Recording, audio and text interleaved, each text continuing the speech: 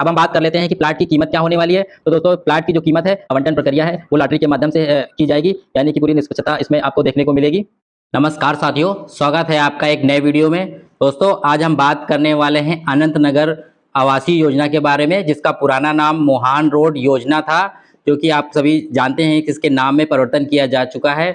अब इसका पंजीकरण खुल गया है। योजना में संपूर्ण जानकारी देने वाले हैं। एक बार फिर से बात करेंगे कि योजना क्या है, योजना में कनेक्टिविटी क्या है, कहाँ-कहाँ से शहर लखनऊ से ये जुड़ाव में है। इसके बाद हम लोग बात करेंगे कि योजना में कौन से लोग पंजीकरण करा सकेंगे। फिर आगे बात करेंगे कि जो प्लाट है उनका साइज क्या है, किन-किन साइजों के जो प्लाट हैं उपलब्ध हैं। इसके बाद हम बात करेंगे कि योजना में कितने सेक्टर हैं और कौन से सेक्टरों में अभी पंजीकरण की प्रक्रिया प्रारंभ हुई है। और इसके बाद हम बात करेंगे कि पंजीकरण की प्रक्रिया क्या है, पूरी प्रक्रिया को हम समझेंगे। इसके बाद हम बात करने वाले हैं कि पंजीकरण शुल्क कितना लगेगा, यानी कि आपका और साथ में ही प्लाट का जो कीमत है वो कितनी होने वाली है, इस पर भी हम पूरी बात करेंगे। और फिर इसके बाद हम बात करेंगे कि योजना में किस प्रकार से आरक्षण की व्यवस्था की गई है, उसको हम जानेंगे। और अंत में हम बात करेंगे कि जो आपको प्लाट उपलब्ध मिलेंगे, यानी कि जो प्लाट आवंटन होगा उसकी प्रक्रिया क्या होने वाली है, किस प्रकार से आवंटन किया जाएगा, और जिसको आवंटन नहीं मिल पाएगा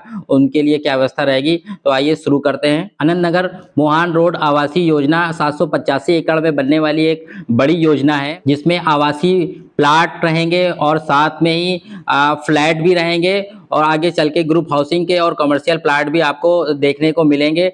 योजना में चौड़ी सड़कें, सीवर, पानी, बारात घर, शॉपिंग सेंटर, पार्क, एजुकेशन आदि की पूरी पूरी व्यवस्था की गई है। और सबसे बड़ी बात हम अगर आपको बता देते हैं, जो एजुकेशन सिटी इसमें बनाई जा रही है, यानी कि 100 एकड़ से ज़्यादा भूमि सिर्फ एजुकेशन सिटी के लिए छोड़ी जा रही है। यानी कि अगर भविष्य में आपको देखने को मिलेगा कि प्राइमरी से लेकर हायर एजुकेशन तक की शिक्षा जो है इस योजना में ही आपको मिल जाएगी। तो ये एक शानदार बात होने वाली है, शिक्षा के क्षेत्र में एक बड़ा काम होने वाला है। और इस योजना की जो विशेषताएं हैं उनको अगर आप जानना चाहते हैं तो मेरे चैनल पे एक अन्य वीडियो है, आप उस पर जाकर देख सकते हैं। अब हम बात करने वाले हैं अनंत नगर योजना जो है कहाँ पर है, इस पर हम पूरी बात अब करेंगे कि यह योजना जो है जनपद लखनऊ की तहसील सरोजनी नगर के 2 गांव प्यारेपुर और कलिया खेड़ा, इन 2 गांवों को विकसित करके इस योजना को बनाया गया है। खास बात यह है कि इस योजना की लोकेशन काफी प्राइम है, क्योंकि आप देख सकते हैं कि मात्र 10 मिनट की दूरी पर ही आगरा एक्सप्रेसवे स्थित है। यानी आगरा एक्सप्रेस पे आप मात्र 10 मिनट में पहुंच सकते हैं। साथ में हम अगली बात करेंगे कि 2 किलोमीटर की दूरी पर आउटर रिंग रोड है, यानी कि जो किसान पथ जिसको बोलते हैं हम लोग, किसान पथ आउटर रिंग रोड सिर्फ 2 किलोमीटर की दूरी पर स्थित है। अगर हम आगे बात करें कि मात्र 10 मिनट की दूरी पर लखनऊ एयरपोर्ट है, यानी कि आपको अगर एयरपोर्ट जाना है तो मात्र 10 मिनट की दूरी पर ही आप एयरपोर्ट पहुंच जाएंगे। और कनेक्टिविटी के मामले में एक और बात बताता हूं कि 1 किलोमीटर की दूरी पर ही टीएस मिश्रा मेडिकल यूनिवर्सिटी है, यानी कि स्वास्थ्य संबंधी अगर कोई भी आपको आवश्यकता है रहेगी तो मेडिकल यूनिवर्सिटी आपके बिल्कुल नज़दीक में ही है, मात्र 1 किलोमीटर की दूरी पर। और आगे बात करेंगे कि 10 मिनट की दूरी पर ही देवपुर पारा, जो आलमबाग से सटा हुआ एरिया है, वो मात्र 10 मिनट की ही दूरी पर है। और जो ये योजना है करीब 15 किलोमीटर की दूरी पर चारबाग रेलवे स्टेशन है, यानी कि लखनऊ जनपद का जो सबसे मुख्य रेलवे स्टेशन है चारबाग लखनऊ रेलवे स्टेशन, वो मात्र 15 किलोमीटर की रेंज के अंदर ही है। और हम अगर बात करें कि मात्र 15 मिनट की दूरी पर ही शहीद पथ भी स्थित है। अब हम बात कर लेते हैं कि कौन कौन लोग इस योजना में आवेदन कर सकते हैं। तो योजना में आवेदन करने के लिए आवेदक को भारत का नागरिक होना चाहिए, यानी कि भारत का कोई भी नागरिक इस योजना में आवेदन कर सकता है। और साथ में ही अप्रवासी भारतीय भी आवेदन कर सकता है। यहाँ पर एक अन्य शर्त और भी है कि जो आवेदक है और आवेदक का जो परिवार है उसकी लखनऊ में कोई भी संपत्ति नहीं होनी चाहिए, और साथ में ही आवेदक की जो उम्र है वो 18 साल से अधिक होनी चाहिए। आवेदक अथवा उसके परिवार के किसी भी सदस्य के पास लखनऊ में कोई भी संपत्ति एवं उत्तर प्रदेश में एक से अधिक आवासीय भवन, भूखंड, लखनऊ विकास प्राधिकरण, आवास विकास परिषद, अन्य सरकारी विभाग द्वारा आवंटित नहीं होनी चाहिए। अब हम बात कर लेते हैं कि योजना में जो प्लाट है उनका साइज क्या क्या है, यानी किन साइजों के ये प्लाट उपलब्ध हैं। अगर हम प्लाट के साइज के बारे में बात करें तो ये भूखंड की जो श्रेणी है वो 5 श्रेणियों में इसको विभाजित किया गया है। जो पहला ए श्रेणी है उसमें 450 वर्ग मीटर का प्लाट है, और जो बी है वो 288 वर्ग मीटर का प्लाट है, जो सी है वो 200 वर्ग मीटर का प्लाट है, जो डी है वो 162 वर्ग मीटर का प्लाट है, जो ई है 112.5 वर्ग मीटर का प्लाट है। यानी कि जो सबसे छोटा प्लाट है 112.5 वर्ग मीटर का है। अगर हम इसको छोटे वाले प्लाट को वर्ग मीटर से स्क्वायर फीट में बदलेंगे तो ये 1210 स्क्वायर फीट के आसपास आएगा। तो दोस्तों सबसे छोटा प्लाट आपके लिए मैं बताता हूँ 112.5 वर्ग मीटर का है। दोस्तों अब हम आगे बात कर लेते हैं कि योजना में कितने सेक्टर हैं। तो दोस्तों योजना में 8 सेक्टर हैं। इन 8 सेक्टर के नाम इस प्रकार हैं। पहला जो सेक्टर है वो आकाश खंड, आलेख खंड, आभास खंड, आशीष खंड, आलोक खंड, आदर्श खंड, आमोद खंड और आदित्य खंड।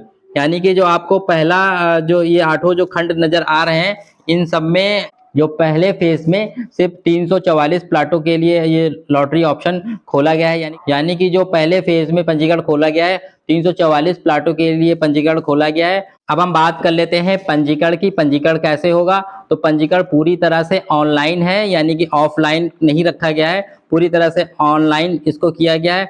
आपको एलडीए की ऑफिशियल वेबसाइट जो है www.ldaonline.co.in पर जाकर आप आवेदन भर सकते हैं। जो आवेदन की जो फीस रखी गई है वो 1100 रुपये है, यानी कि 1100 रुपये ये आवेदन का शुल्क है, उसको आपको आवेदन शुल्क लगेगा। साथ में ही अगर आप पंजीकरण जब करेंगे तो पंजीकरण राशि आपको देना पड़ेगा अलग से। ये पंजीकरण 4 अप्रैल से खोले गए हैं और 3 मई तक ये को पंजीकरण पूरा कर लेना है, यानी कि लास्ट डेट जो पंजीकरण की है वो 3 मई रखी गई है। अब हम बात कर लेते हैं कि प्लाट की कीमत क्या होने वाली है। तो दोस्तों प्लाट की जो कीमत है वो 41,150 प्रति वर्ग मीटर रखी गई है, यानी कि जो एलडीए के जो प्लाट होते हैं वो वर्ग मीटर में ही आपको देखने को मिलते हैं। अगर हम इसे वर्ग फीट में बदले तो लगभग 3825 रुपये वर्ग फीट के हिसाब से आता है, यानी कि 3825 रुपये प्रति स्क्वायर फीट के हिसाब से इसकी कीमत आएगी। अब हम बात कर लेते हैं कि पंजीकरण शुल्क कितना देना पड़ेगा। यानी कि जो पहले जब आवेदन जब आप करेंगे तो पंजीकरण शुल्क आपको देना होगा। जो सामान्य वर्ग के लोग हैं उनको 5% इसका देना होगा। जो कुल प्लाट की कीमत होगी, जो आपकी वैल्यू पूरी टोटल प्लाट की कीमत आएगी, उसका 5% पहले देना होगा पंजीकरण शुल्क के रूप में। और जो आरक्षित श्रेणी है SC ST OBC उनको 2.5% शुल्क देना होगा, यानी कि जो पूरी प्लाट की कीमत है उसका 2.5% पहले देना होगा। अब हम बात कर लेते हैं योजना में किन किन लोगों को आरक्षण दिया गया है। योजना में अनुसूचित जाति को 21% आरक्षण दिया गया है, अनुसूचित जनजाति को 2%, अन्य पिछड़ा वर्ग को 27%, विधायक और सांसद स्वतंत्रता सेनानी को 5% दिया गया है। सरकारी सेवकों और सुरक्षा सेवाओं के सेवारत कर्मचारियों जिन्होंने 50 साल की आयु पूर्ण कर ली है उनको 5%, विकास प्राधिकरण, आवास विकास परिषद, जल संस्थान, नगर महापालिका, स्थानीय निकाय, आवास बंधु कार्यालय इत्यादि में 2% दिया गया है। भूतपूर्व सैनिकों व उनके आश्रितों को 3% दिया गया है। वरिष्ठ नागरिकों जिनकी 60 साल से उम्र अधिक है उनको 10% हॉरिजेंटल आरक्षण दिया गया है। और विकलांग को जो शासनादेश है उसके तहत 5% हॉरिजेंटल आरक्षण दिया गया है। अंत में आपको बता देते हैं जो आवंटन प्रक्रिया है वो लॉटरी के माध्यम से की जाएगी, यानी कि पूरी निष्पक्षता इसमें आपको देखने को मिलेगी। और जिन लोगों का नाम लॉटरी में नहीं आता है, यानी कि उनको प्लाट नहीं मिल पाएगा, उनकी जो पंजीकरण राशि है वो उनकी वापस कर दी जाएगी। तो दोस्तों आपको ये मेरा ये वीडियो कैसा लगा ये मुझे कमेंट बॉक्स में ज़रूर बताइएगा। आपके पास अगर कोई सवाल है, कोई सवाल आपके मन में है तो मुझसे पूछ सकते हैं कमेंट बॉक्स में, मैं उसका जवाब देने का पूरा प्रयास करूँगा। तो दोस्तों आप मेरे चैनल पे नए आए हैं, पहली बार आए हैं तो मेरे चैनल को सब्सक्राइब कर लीजिए। इस योजना या और भी कोई भी सरकारी योजना, आवासीय योजना, जो भी और भूमि संबंधित सभी प्रकार के विषयों की मैं जानकारी देता रहता हूं, तो मेरे चैनल को सब्सक्राइब कर लीजिए। मिलते हैं आप किसी अन्य वीडियो में। जय हिंद, जय भारत।